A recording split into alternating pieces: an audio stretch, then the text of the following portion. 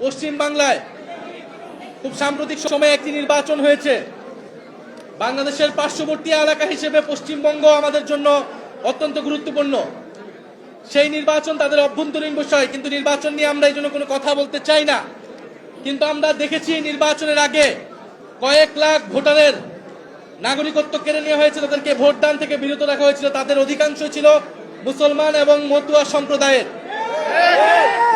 এবং আমি সংসদেও এটা বলেছি, আমরা বলেছি এই যে মুসলমানদেরকে সেখানে নির্যাতন করা হচ্ছে, তাদের ভোটাধিকার কেড়ে নেওয়া হচ্ছে, এটার প্রভাব বাংলাদেশেও পড়বে।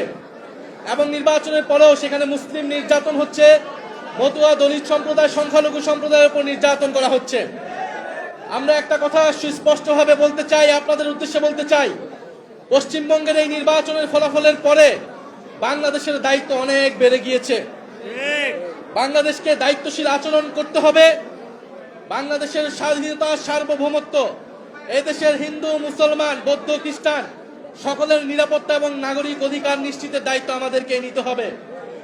এবং আমাদের শত্রুপক্ষ যারা বাংলাদেশ বিরোধী, বাংলাদেশের স্বার্থ বিরোধী, তারা নানা উস্কানি দিবে, নানা সাম্প্রদায়িকতা ছড়ানোর চেষ্টা করবে, তারা নানা প্রোপাগান্ডা করবে। আমাদেরকে এই বিষয়ে সচেতন থাকতে হবে।